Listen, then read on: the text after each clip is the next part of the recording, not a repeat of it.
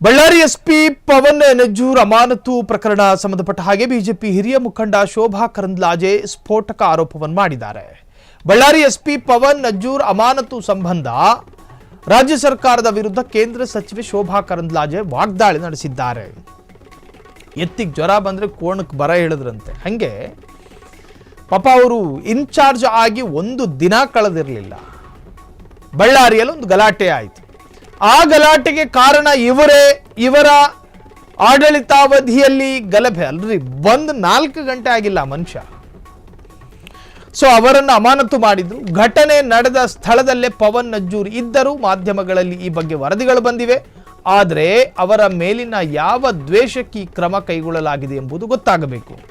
ಬಳ್ಳಾರಿ ಎಸ್ಪಿಗೆ ಜಮೀರ್ ಖಾನ್ ಎಷ್ಟು ಬಿಡ್ಡಿಂಗ್ ಮಾಡಿದ್ರು. ಪೊಲೀಸ್ ಅಧಿಕಾರಿಗಳ ವರ್ಗಾವಣೆಗಳಲ್ಲಿ ಭ್ರಷ್ಟಾಚಾರ ನಡೆಯುತ್ತಿದ್ದು ಇದರಿಂದ ರಾಜ್ಯದ ಪೊಲೀಸ್ ಅಧಿಕಾರಿಗಳ ನೈತಿಕ ಬಲ ಕುಗ್ಗುತ್ತಿದೆ. ಕೈ ಸರ್ಕಾರದ ವಿರುದ್ಧ ವಾಗ್ದಾಳಿ ನಡೆಸಿದ ಶೋಭಾ ಕರಂದ್ಲಾಜೆ. ಬಳ್ಳಾರಿಯಲ್ಲಿ ಜನಾರ್ದನ ರೆಡ್ಡಿ ಮತ್ತು ಭರತ್ ರೆಡ್ಡಿಯ ನಡುವೆ ನಡೆದಂತಹ ವಾಕ್ ಸಂಹಾರ, ಅದರ ಭಾಗವಾಗಿ ಒಬ್ಬ ಕಾರ್ಯಕರ್ತ ಸಾವನ್ನಪ್ಪದ. ಅದಾದ ನಂತರ ಬೇರೆ ಬೇರೆ ಮಜಲುಗಳಲ್ಲಿ ಚರ್ಚೆಗಳು ಶುರುವಾಯಿತು. ಬಳ್ಳಾರಿಯ ಈ ಗುಂಪು ಸಂಘರ್ಷ ಅದಾದ ನಂತರ ಬಳ್ಳಾರಿಯ ಕಾಂಗ್ರೆಸ್ ಉಸ್ತುವಾರಿ ಬಿಜೆಡ್ ಜಮೀರ್ ಅಹಮದ್ ಖಾನ್ ಮೃತ ರಾಜಶೇಖರ್ ಮನೆಗೆ ಭೇಟಿ ಕೊಟ್ಟು 25 ಲಕ್ಷ ರೂಪಾಯಿ ಪರಿಹಾರ ಧನವನ್ನು ನೀಡಿ ಅಲ್ಲಿಂದ ವಾಪಸ್ಸಾದರು. ಇನ್ನು ಈ ಸಂಘರ್ಷ, ಆ ಸಂಘರ್ಷದ ಕಬಂದ ಬಾಹು ರಾಜ್ಯದ ಎಲ್ಲ ಜಿಲ್ಲೆಗಳಲ್ಲಿ ಚಾಚಿಕೊಳ್ಳುವುದನ್ನು ಗಮನಿಸಿದ ಸರ್ಕಾರ ಇದಕ್ಕೊಂದು ಮದ್ದು ಮಾಡಬೇಕಲ್ಲ. ಪ್ರತಿಯೊಬ್ಬರ ಜನರ ಬಾಯಲ್ಲೂ ಕೂಡ ಬಳ್ಳಾರಿಯ ಸಂಘರ್ಷವೇ ಕೇಳ್ತಾ ಇದೆ. ಬಳ್ಳಾರಿ ಸಂಘರ್ಷಕ್ಕೆ ರಾಜ್ಯ ಸರ್ಕಾರವೇ ಕಾರಣ ಅನ್ನೋ ಥರ ಮಾತನಾಡ್ತಾ ಇದ್ದಾರೆ. ಜನರ ಬಾಯಿ ಮುಚ್ಚಿಸ್ಬೇಕಲ್ಲ ಅಂಥೇಳಿ ರಾಜ್ಯ ಸರ್ಕಾರದ ಗೃಹ ಇಲಾಖೆ ಒಂದು ತೀರ್ಮಾನಕ್ಕೆ ಬಂತು. ಅದೇನು, ಎಸ್ಪಿಯಾಗಿ ಕಾರ್ಯನಿರ್ವಹಿಸುತ್ತಿದ್ದ ಎಸ್ಪಿಯನ್ನ ಬಂದು ಹೊಸ್ತದು ಒಂದು ರಾತ್ರಿ ಕಳೆದಿರಲಿಲ್ಲ ಮನುಷ್ಯ. ಆ ಎಸ್ಪಿಯನ್ನ ಅಮಾನತು ಮಾಡುವುದರ ಮುಖಾಂತರವಾಗಿ ನಾವೆಲ್ಲರೂ ಎಚ್ಚರದಿಂದಿದ್ದೇವೆ, ನಾವ್ಯಾರೂ ಮಲಗಿಲ್ಲ, ಬಳ್ಳಾರಿ ಗಲಾಟೆಯನ್ನು ಗಮನಿಸ್ತಾ ಇದ್ದೀವಿ, ಅದಕ್ಕೊಂದು ಪರಿಹಾರ ಕೊಡ್ತಾ ಇದ್ದೀವಿ ಅಂತ ದೊಡ್ಡ ಸ್ಟೈಲ್ ಆಗಿ ಅವ್ರನ್ನ ಅಮಾನತು ಮಾಡಿದ್ರು. ಆ ಅಮಾನತು ಹಿಂಗಿದೆ ಅಂದರೆ ಅದು ಹೇಳಿದ್ನಲ್ಲ, ಎತ್ತಿಗೆ ಜ್ವರ ಬಂದರೆ ಎತ್ತಿಗೆ ತಾನೇ ಬರೆ ಎಳಿಬೇಕಾಗಿರೋದು, ಕೋಣಕ್ಕೆ ಬರೆ ಎಳಿದ್ರೆ ಏನು ಕತೆ. ಸೊ ಇದಕ್ಕೆ ಕಾರಣಕರ್ತರು ಯಾರೋ ಅವರನ್ನ ಬಂಧನ ಮಾಡುವ ಪ್ರಕ್ರಿಯೆಗಳು ರಾಜ್ಯ ಪೊಲೀಸ್ ಇಲಾಖೆಯಿಂದ ನಡೆಯಬೇಕಾಗಿತ್ತು. ಬದಲಾಗಿ ಗೃಹ ಇಲಾಖೆ ತೆಗೆದುಕೊಂಡ ಎಸ್ಪಿಯ ವರ್ಗಾವಣೆ ಅಥವಾ ಅಮಾನತು ಅದನ್ನು ಸ್ವೀಕರಿಸೋದಕ್ಕೆ ಸಾಧ್ಯವಿಲ್ಲ ಅಂಥೇಳಿ ಕೇಂದ್ರ ಸಚಿವೆ ಶೋಭಾ ಕರಂದ್ಲಾಜೆ ಸಿಡಿಮಿಡಿಗೊಂಡಿದ್ದಾರೆ. ಸೀರೆ ಉಟ್ಕೊಂಡು ಬಂದೆ ಕೂತ್ ಪ್ರೆಸ್ ಮೀಟ್ ಮಾಡಿದ್ರು. ಶೋಭಾ ಕರಂದ್ಲಾಜೆ ಹೇಳಿದ್ರು, ಅತಿ ಸ್ಪಷ್ಟ ಭಾಷೆಯಲ್ಲೇ ಹೇಳಿದ್ರು, ಸರ್ಕಾರಕ್ಕೆ ಮಾನ ಮರ್ಯಾದೆ ಇಲ್ಲ. ನೂತನವಾಗಿ ಚಾರ್ಜ್ ತೆಗೆದುಕೊಂಡಿದ್ದ ಎಸ್ಪಿಯನ್ನ ಅಮಾನತು ಮಾಡ್ತಾರೆ ಅಂದ್ರೆ ಏನು ಕಥೆ ಇದು? ಇದರಲ್ಲಿ ಯಾವುದಾದ್ರೂ ಸಚಿವರ ಪ್ರಭಾವ ಬೀರಿದೆಯಾ? ಇನ್ಫ್ಲೂಯೆನ್ಸ್ಗಳು ವರ್ಕ್ ಆಗಿದೆಯಾ? ಎಲ್ಲವೂ ಕೂಡ ತನಿಖೆಯಾಗಬೇಕು ಅಂತ ಹೇಳ್ತಾರೆ ಶೋಭಾ ಕರಂದ್ಲಾಜೆ. ಶೋಭಾ ಕರಂದ್ಲಾಜೆ ಸಿಡಿಮಿಡಿಗೊಂಡಿದ್ದಾರೆ.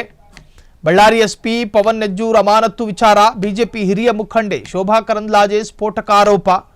ಬಳ್ಳಾರಿ ಎಸ್ಪಿ ಪವನ್ ನೆಜ್ಜೂರ್ ಅಮಾನತು ಸಂಬಂಧ ರಾಜ್ಯ ಸರ್ಕಾರದ ವಿರುದ್ಧ ಕೇಂದ್ರ ಸಚಿವೆ ಶೋಭಾ ಕರಂದ್ಲಾಜೆ ವಾಗ್ದಾಳಿ. ಘಟನೆ ನಡೆದ ಸ್ಥಳದಲ್ಲಿ ಪವನ್ ನೆಜ್ಜೂರ್ ಇದ್ದರು. ಮಾಧ್ಯಮಗಳಲ್ಲಿ ಈ ಬಗ್ಗೆ ವರದಿಗಳು ಕೂಡ ಬಂದಿದ್ದಾವೆ. ಆದರೆ ಅವರ ಮೇಲಿನ ಯಾವ ದ್ವೇಷಕ್ಕೆ ಕ್ರಮ ಕೈಗೊಳ್ಳಲಾಗಿದೆ ಎಂಬುದು ಗೊತ್ತಾಗಬೇಕು. ಬಳ್ಳಾರಿ ಎಸ್ಪಿಗೆ ಜಮೀರ್ ಖಾನ್ ಎಷ್ಟು ಬಿಡ್ಡಿಂಗ್ ಮಾಡಿದ್ರು. ಪೊಲೀಸ್ ಅಧಿಕಾರಿಗಳ ವರ್ಗಾವಣೆಗಳಲ್ಲಿ ಭ್ರಷ್ಟಾಚಾರ ನಡೆಯುತ್ತಿದ್ದು ಇದರಿಂದ ರಾಜ್ಯದ ಪೊಲೀಸ್ ಅಧಿಕಾರಿಗಳ ನೈತಿಕ ಬಲ ಕುಗ್ಗುತ್ತಿದೆ. ಈ ಸರ್ಕಾರ ವಿರುದ್ಧ ವಾಗ್ದಾಳಿ ನಡೆಸಿದ ಶೋಭಾ ಕರಂದ್ಲಾಜೆ. ಈಗ ಮತ್ತೆ ಪವನ್ ನೆಜ್ಜೂರು ಯಾವ ಹೊಸದಾಗಿ ಎಸ್ಪಿ ಬಳ್ಳಾರಿಗೆ ಹೋದ್ರು, ಹೊಸದಾಗಿ ಚಾರ್ಜ್ ತಗೊಂಡ್ರು, ಮಾಧ್ಯಮದವರು ತೋರಿಸಿದ ಮೇಲೆ, ನಾವು ಮಾತಾಡೋಕ್ಕೆ ಶುರು ಮಾಡಿದ ಮೇಲೆ ಅವರ ತಂದೆಯನ್ನು ತಂದು ಎದುರು ನಿಲ್ಲಿಸಿದ್ರಿ. ತಂದೆಗೆ ಒತ್ತಡ ತಂದು ಪ್ರೆಸ್ ರಿಲೀಸ್ ಮಾಡಿಸ್ತೀರಿ. ನಾನು ಈ ಸರ್ಕಾರಕ್ಕೆ ಕೇಳಕ್ಕೆ ಇಚ್ಛೆ ಪಡುವಂಥದ್ದು, ಪವನ್ ನೆಜ್ಜೂರ್ ಅವರು ಯಾಕೆ ಆತ್ಮಹತ್ಯೆಗೆ ಪ್ರಯತ್ನ ಪಟ್ಟರು? ಪವನ್ ನೆಜ್ಜೂರ್ ಅವರನ್ನ ಕೇವಲ 2 ಗಂಟೆ ಒಳಗೆ ಚಾರ್ಜ್ ತಗೊಂಡು ಅವರು ಇನ್ನೂ ಬಳ್ಳಾರಿಯ ಪರಿಚಯ ಮಾಡ್ಕೊಂಡಿಲ್ಲ, ಆಫೀಸರ್ಸ್ ಪರಿಚಯ ಮಾಡ್ಕೊಂಡಿಲ್ಲ, ಅವರನ್ನ ಸಸ್ಪೆಂಡ್ ಯಾಕೆ ಮಾಡಿದ್ರಿ? ಜಮೀರ್ ಖಾನ್ ಅವರು ಎಷ್ಟು ಬಿಡ್ಡಿಂಗ್ ಮಾಡಿದ್ರು ಬಳ್ಳಾರಿ SP-ಗೆ? ಆ ಬಿಡ್ಡಿಂಗ್ ಅಲ್ಲಿ ನಿಮಗೆ ಕಡಿಮೆ ಬಂದಿದೆ ಅಂತ ಅನ್ನಿಸ್ತಾ ಅಥವಾ ಇನ್ನೂ ಹೆಚ್ಚು ಬಿಡ್ಡಿಂಗ್ ಬಂತ? ಅದಕ್ಕಾಗಿ ಹೊಸ ಅಧಿಕಾರಿ ತರಕ್ಕೆ ನೀವು ಪ್ಲಾನ್ ಮಾಡಿದ್ರ? ಯಾಕೆ ಪವನ್ ನೆಜ್ಜೂರಿಗೆ ಸಸ್ಪೆಂಡ್ ಮಾಡಿದ್ರಿ? ಅದೇ ಜಿಲ್ಲೆಯಲ್ಲಿ ಹಲವಾರು ವರ್ಷಗಳಿಂದ ಇದ್ದಂತ ಯಾವ ಭರತ್ ರೆಡ್ಡಿ ಅಲ್ಲಿ ನುಗ್ಗುವಾಗ, ಪೊಲೀಸರನ್ನೇ ಛೇದಿಸಿ ನುಗ್ಗುವಾಗ ಅವರಿಗೆ ಸೆಕ್ಯೂರಿಟಿ ಕೊಡ್ತಿದ್ದ DYSP ಅವರನ್ನ ಯಾಕೆ ನೀವು ಸಸ್ಪೆಂಡ್ ಮಾಡಿಲ್ಲ? ಇನ್ಸ್ಪೆಕ್ಟರ್ನ ಯಾಕೆ ಮಾಡಿಲ್ಲ? ಪವನ್ ನೆಜ್ಜೂರ್ ಮೇಲೆ ನಿಮ್ಗಿದ್ದಂತ ಕೋಪ ಏನು? ಇವತ್ತು ಪವನ್ ನೆಜ್ಜೂರು ನಿನ್ನೆ ಮೊನ್ನೆಯಿಂದ ಎಲ್ಲಿದ್ದಾರೆ?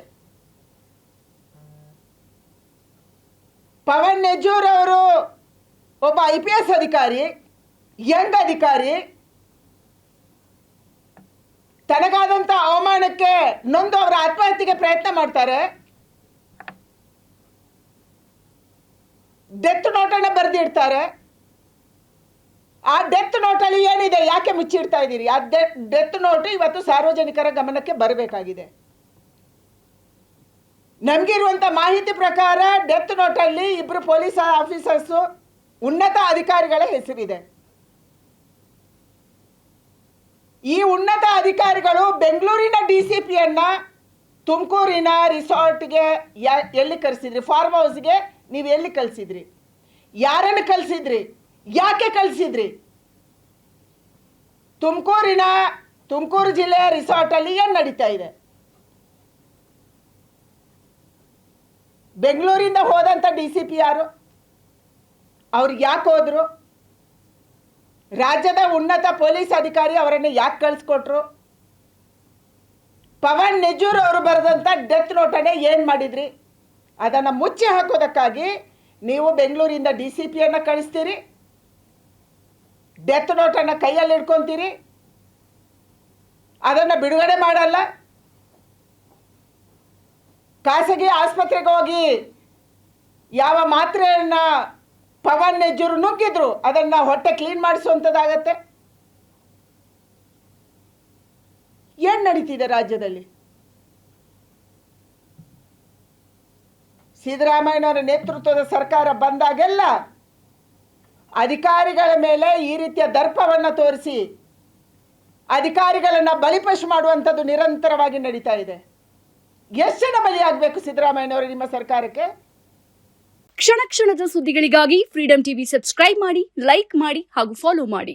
ಹೊಸ ಸುದ್ದಿಗಳ ನೋಟಿಫಿಕೇಶನ್ಗಾಗಿ ಬೆಲ್ ಐಕಾನ್ ಮೇಲೆ ಕ್ಲಿಕ್ ಮಾಡಿ.